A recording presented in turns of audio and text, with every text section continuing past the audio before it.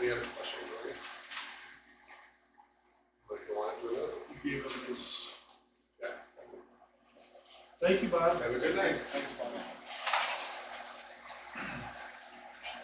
Number 2, resolution authorizing borrowing of $105,000 to replace a previous authorization resolution due to ability to obtain a more favorable interest rate. This is coming to an end, people are about ready to sign the paper, and I says, hey, interest drop, can you check and see if you can get a lower rate? Well, she came back to 5% instead of 5.5%, which is still money, so that's why we have to change the software. So, and a full percent below the current. Yes. Yes, correct.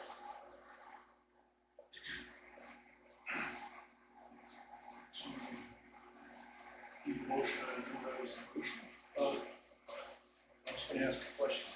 If I remember correctly, number 2, it's the current 84,000. That's a lot more than current, correct? No. And this 105 is an addition on to that, correct? So the 84 is part of the original 600 Right. from last Yeah. year. Yep. Question is, if This this is a percent less, would we cancel and add that 84 to 105? so this And have it all be at 10 at 5% instead of 84,000 and at 6? this is just 105. The resolution 25, which should have technically been 2502, which are not last. Oh, Yes, September. It was September's meeting. Was for 105,000 for 5 years at 5.5%. This is that same. right. But we also have the 84,000 still out there from from the original, correct? We're not touching that. That's my question. Shouldn't we, if that's at 6%, why wouldn't we let that expire and add it to the 105 we're asking for? And make that 189, have it all be at 5% instead of 84,000, still at 6%. The only thing that's going to generate is to change the resolution from 105,000 from 5.5 to 5. That's what we have on the agenda this week. Or not. I mean, we again table this until our Wednesday budget meeting. And have this as part of that discussion as well. I make a motion to table this one to our Wednesday budget meeting and talk about that aspect of it. You want that on the agenda? Put it on the agenda for Wednesday, that we could act on it too after we discuss it. After the budget meeting? Yeah. So, Agenda item 1, budget workshop. Agenda item 2, resolution authorizing borrowing. I would second that motion. motion made to table item 2 until this Wednesday. Making that again, this old business. This time, action item 2, budget first, then this action item. Any further discussion? All in favor, signify by saying aye. Aye. Opposed, motion carried. Number 3, discussion regarding road work needed and grant opportunities, and a request for authorization and approval to retain services of Jewel Consulting to complete grant submission for future road work. We did give approval for Jewel last year, but that was last year, it's here, so that's why this is on here. Josh's got the lead on this, of course. And continue. So again, we're not up for eligible, we are not eligible for entitlement funding for LRIP applications this year. There's 4 different townships in the county that were allocated for that. So this would be applications for the TRIS or TRID funding, supplemental or discretionary. In reading through in my spare time the submittal guidelines for MISDOT's program, if you apply for one or the other, they actually put you into both groups for funding sources. So if you apply for TRID, they also throw you into TRIS. If you apply for TRIS, they also throw you into TRID. Talked direct from Jewel Thursday, I'm gonna say, might have been Friday. They charge $500 per application, which would be per road. At our last budget meeting, I believe is what it was, I'm losing track of meetings at this point. There was budgetary discussions on how that would go forward into the next years. Again, if we apply in November, we would hear back in January-ish of 26. If we were awarded, we would see the state municipal financial agreement in July-ish, which really means the first constructible year would be 27. So, given where we're at, if we're gonna apply for this, I would suggest that we look at Piper Road and we look at Zion Road. Zion for a handful of reasons right now. Piper primarily because we have a failed culvert. Joint. Yep, we have a failed culvert that needs to be replaced that is roughly 20 grand. 25% of that is asphalt patching and everything else that go with it. Both of those roads are joint roads, meaning Old Spring has one section of Piper, we have another. Zion is between us and Sullivan. Almost said Hebron for a second. So those joint applications would be done still for $500. Potentially we could split that cost with our neighboring municipalities. If not, the responsibility of the road would be broken out accordingly. I would assume we would have an intermunicipal agreement between us and Piper, or us and Cold Spring, or us and Sullivan if we were to get awarded and all that kind of stuff. Can you speak to those two, Steve and They both seem to be favorable. I think Zion Road for the current activity that is on it, and understanding that it got beat up once and might again. If not, it still needs attention. 90% of that road's in the town of Palmyra. Cold Spring also seems to be favorable to it. The good news is that even if we got the SMFA in July of 26, there's a 3-year sunset on projects, which really means that we would have until 2029 budget, organize, do all the stuff with the other municipalities, and then construct the project in town under the plan goes there. So, what else? Considering any other roads? I mean, we've got 14 other miles of roads that we could apply for, but I don't think that it's beneficial. You said that the co-op applications that involve more and more community are at a higher rate of approval, priority approval. I did say that. So if you had 2 projects that scored the same, one of them was a joint project and one of them was a sole municipality project, there's a tendency by DOT's review board to award it to the split project rather than the sole. It's always up to their discretion in decision making, but that has been a trend recently. That deadline is the end of November. First of November, does Jewel have one time? Yes, so coincidentally, in talking with the rep, he's going to be 45 minutes from here on Wednesday, and would be able to come out and look at the roads, take any photos that we don't already have that he thinks are needed, and then put the applications in. right now, you're thinking 2 roads. Yep. Now, one more question. There's still a rip in there. What's the deadline on that? I would have to look, I'm blanking at the moment. I make a motion that we approve retaining Jewel Consulting Services to assist and complete the grant submission for 2 roads. I'd like to add, if the one A rip. So, ARIP deadlines, thank you, Google, December 15th. Yes. Those applications, so you are aware, ARIP applications through Jewel are $1,500 an application. There's also, I can verify and vouch that there's 3 times as much work that goes into ARIP applications as there is FRIS and TRIP funding. So I would say we keep this separate than the ARIP, because we have to take some at 15 by hand. We won't dump all Jewel down. I agree with you. Okay, I'll second your motion. Motion made to allow June to assist Josh in grant writing for Piper and Zion Road. Zion Road would be Time Drive all the way to our northern limits on Zion Road to Sullivan Township, and they would keep their best. 2 CI. 2 CI. And then also back to Cold Springs jurisdiction.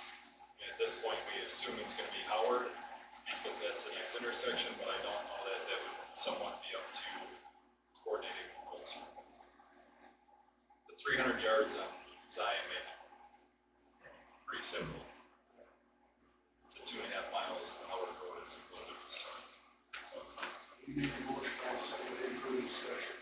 question, coming out of licensed snow and going to highway maintenance as we've done with some of these other small things? As far as budgetary allotments go, Steve, where is it? we did some culvert cleaning and some light ditch work. We pulled money out of licensed snow and we allocated it to highway maintenance account. Oops. We could do the same thing. You're talking about the $1,000? Correct. For the Jewel. Yes. We can talk about that. Formally, it would be through budget amendments, and the answer is yes. Okay, motion made is Martin's, second by Sauter, and stated. Any further discussion? All in favor signify by saying aye. Aye. Opposed, motion carried. Old business, number 4, town board review of a recommendation to the county regarding a conditional use request filed by Blaine Paulson family to allow for construction of a 3-megawatt solar farm on 15 acres of 32 acre parcel in an A1 zone. The property is east of Tower Road and south of Little Prairie Road.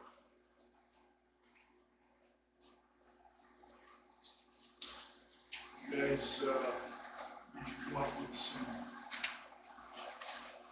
call it stipulation? Looking at doing that, and what you want done? Short answer is yes, which is why I dropped the copy, I think, where you were sitting. I've got a few stipulations. There you go. So I appreciate you guys coming back. If you happen to come back next month, we put your name on the chair. Just so you know where to sit. I wanted to first address one thing that has been brought to my attention, unfortunately, by social media. Your project, again, I asked last month, is 15 acres approximately on a 32 acre parcel.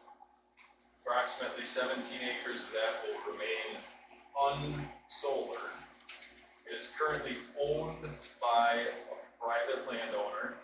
You are requesting to lease the land with the private landowner and are working on going through the process that is outlined by the ordinances and zoning code of Jefferson County, which the town of Palmyra has adopted as its zoning code, as it allows for potentially during the review process the installation of solar as a utility.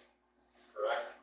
This is not a project where eminent domain is being used and being subsidized by a quasi-governmental agency to acquire land. That would be an accurate statement, right? Yes. Okay, perfect. Now that that's on the record. The last month has allowed me additional time to look through, again, what we memo that was provided by legal counsel back in August. The information and the correspondence that I had questioned Julie and her group over the past 2 months. And also 3 solar projects who have been approved in the area, some in Jefferson County and some in Waller County. Zoning codes are not exactly applicable side by side, so they're a little bit different. Again, for everybody that's here tonight, the state of Wisconsin requirements for the issuance of a conditional use permit is that a municipality, i.e. the town or the county, must grant a conditional use permit if the applicant meets or agrees to meet all the ordinance requirements, which would be the zoning ordinance, and any reasonable, measurable conditions imposed by the board, meaning either recommendations from the town board to the county or specifically the county itself. Conditions of the conditional use permit must be related to the ordinance's purpose and supported by substantial evidence, facts, and information that reasonable people would be able to accept, not preference or speculation of a project.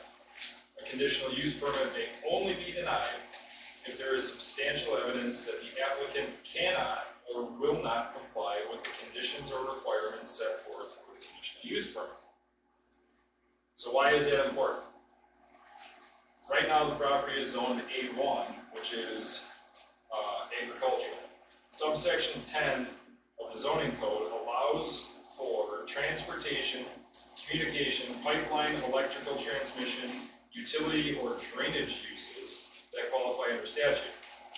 A solar farm, as is being proposed, is generally considered a qualifying utility or electrical transmission if the statutory farmland preservation criteria is met. So that rolls into farmland preservation. When we review it against farmland preservation, there's a number of key things that this project would have to meet. Consistency with the purpose of the farmland preservation zoning district itself, reasonableness and appropriateness of the location of the proposed solar installation. Currently, for anybody who's aware, the property being proposed is somewhat adjacent to a former landfill, which is currently registered through the state as a GEM site, and it's in relative proximity to a 200-foot plus radio tower.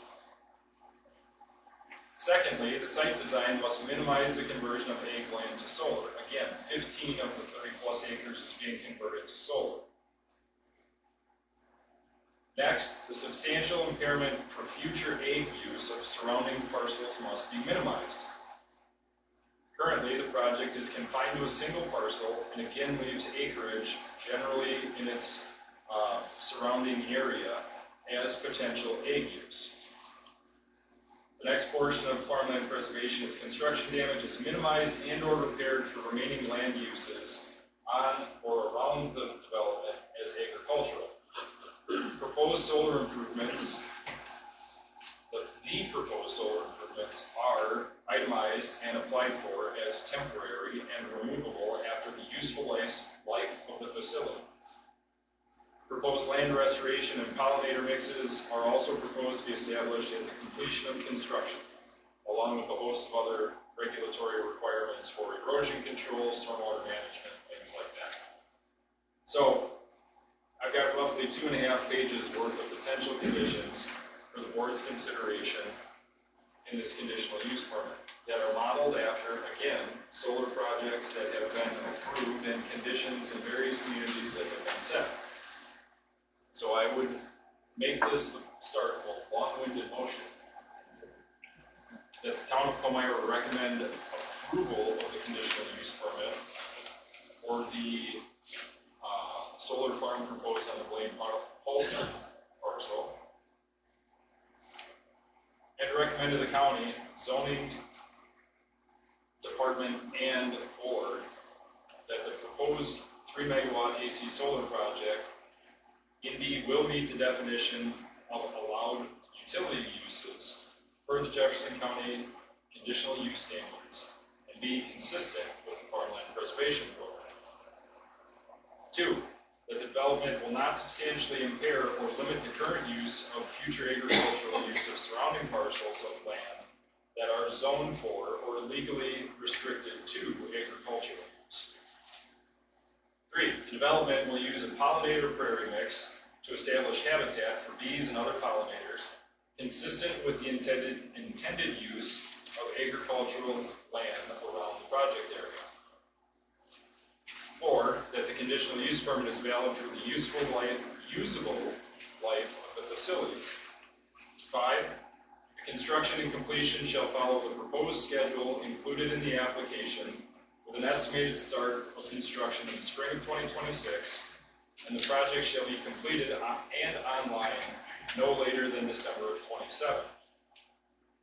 Pertaining to architectural design, 6, the structures constructed for the development must be temporary and removable at the end of the usable life of the facility. 7, A, B, and C, is that the company will provide financial assurance based on a third-party engineering firm's assessment of the decommissioning costs and salvage value of the equipment used on the project, updating this assessment every 5 years unless the project is owned by a public utility that is regulated by the Public Service Commission. B, the company will provide financial assurance based on third-party environmental specialist assessment of the vegetation, installation, and management plan needs that were submitted again as part of the application, also updating that assessment and assurance every 5 years. The company will provide financial assurance to the town of Palmyra based on the terms of the established road agreement. I'll get to that in a few minutes. Sub 8, construction and ongoing maintenance work shall be completed during daylight hours except for emergency work, which is allowed to be completed during nighttime hours. The hours of operations listed in the application and presented, assumedly, at the public hearing, with only emergency work again being completed during night hours. 10. During construction, One Energy will work with the town of Palmyra to agree to a detailed road agreement that is in substantial conformance to the draft provided during the town's review of the conditional use permit, to include repair sureties, designated routes for deliveries and construction traffic, and additional or temporary signage along the approved route and adjacent to the site. 11. Will post of completion of fire number be installed at the property for the project. 12. Lighting. Minimal site lighting shall be used, and where necessary, be restricted to a maximum pole height of 30 feet. Any fixture on the site that is greater than 150 watts shall be fully shielded and produce no more than 2-foot candles measured at any property line of the development. As included in the application, fencing around the area, as included in the application and in accordance with local, state, and federal laws, statutes, and codes. The fencing shall be installed to allow small openings near the bottom of the fence for animal passage and surround the solar improvements at the site. All structures shall adhere to minimum setback requirements defined by the Jefferson County zoning ordinance, with minimum town road setback of 85 feet from the center line, 50 feet from the front property line, and 20 feet from the side and rear property lines. Parking requirements for the improvements to be designated as presented in the application and shall be included in the design of the laydown area within the site's perimeter itself. 16. Any other conditions necessary to fulfill the proposed and intent of the zoning ordinance, including the decommissioning plan, shall be submitted to the County Planning and Zoning Department and the Town of Palmyra, and the plan be followed, which includes financial assurance. One Energy will submit a cost of analysis and determination of the Stone Elephant Solar Project to determine if financial assurance, determine what level of financial assurance should be required. Cost analysis shall be updated every 5 years and be submitted to the County Planning and Zoning Department in the town of Palmyra unless the project is otherwise owned by a public utility that is regulated by the Public Service Commission of Wisconsin. In the case of decommissioning, decommissioning shall begin within 1 year after the end of usable life or within 1 year of the site not producing energy. And the site work shall be completed within 1 year after the start of decommissioning. Sub 2, 16.2, A, whatever you want to call it, B. It's 8 o'clock. All structures and developments shall be removed at the end of the usable life of the facility in accordance with the decommissioning plan. C, a vegetation installation and management plan shall be submitted to the County Planning and Zoning Department and the town of Palmyra, and the plan be followed, which includes providing financial assurance of the sustainability and longevity of the vegetation, and which excludes the use of glyphosate at the site. The vegetation management plan shall be updated every 5 years and be submitted to the County Planning and Zoning Department for the duration of the site's usable life. D, erosion control plan approval shall be obtained from the Wisconsin Department of Natural Resources and be submitted to the town of Palmyra. E, stormwater management plan approval shall be obtained from the Wisconsin DNR and submitted to the town of Palmyra. F, Jefferson County Planning and Zoning Department shall review the final vegetation management plan and native planting mix prior to planting. G, a zoning and land use permit shall be obtained for any structures constructed over 100 square feet in size. On the fly.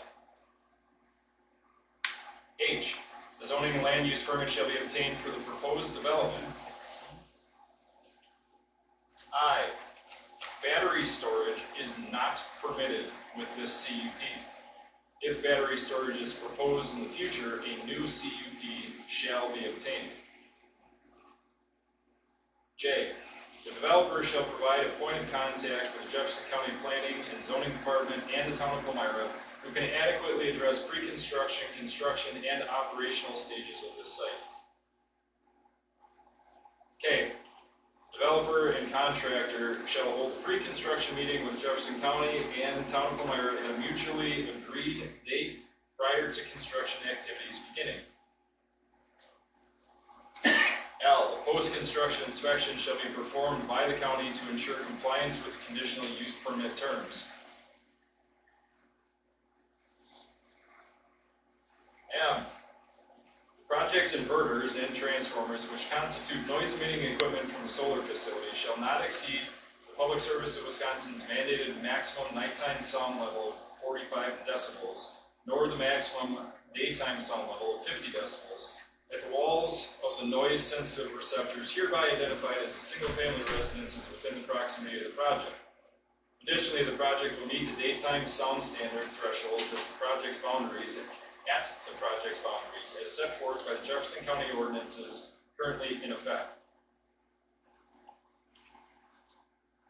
And an annual report shall be submitted to the Planning and Zoning Committee and Town of Palmyra, which at a minimum includes a discussion of the project, energy produced, the owner's name and contact information, and the estimated life of the development and its improvements.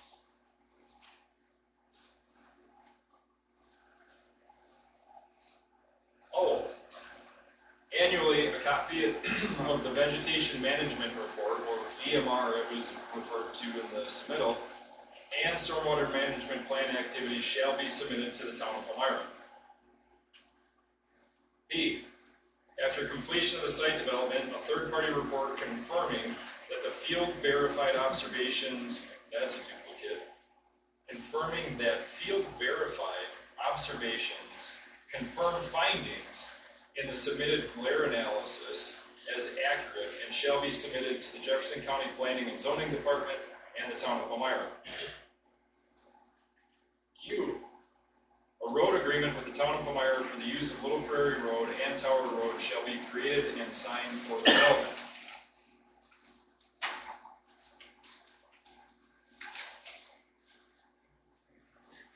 First copy is wow, that's right.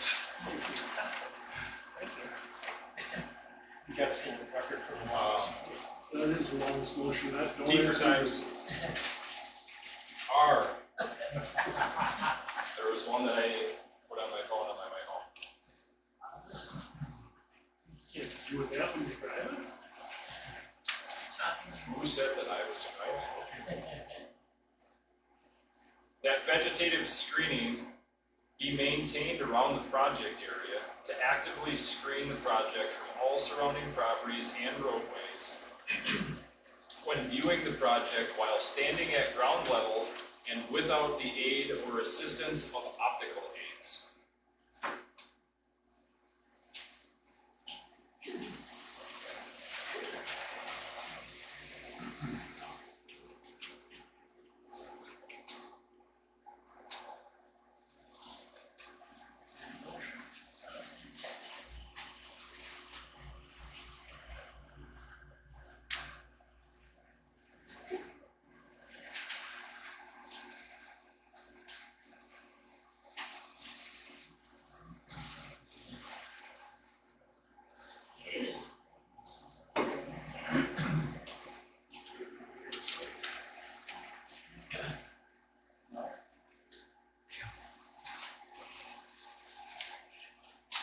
Ask me to restate my motion.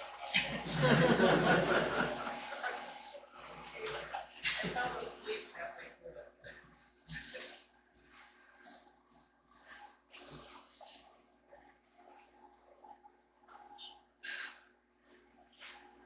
Want further discussion now or before or after? Let's get the seconds. After.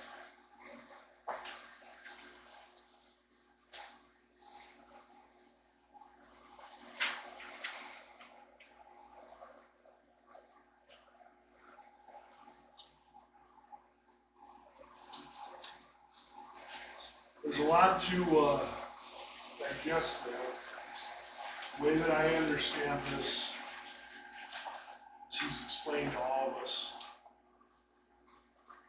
even if we do not recommend this, and it goes to the county, we won't have any say in what goes on.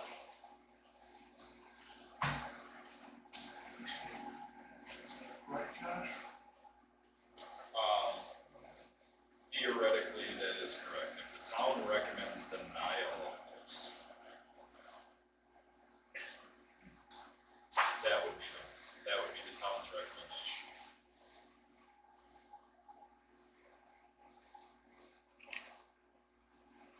So.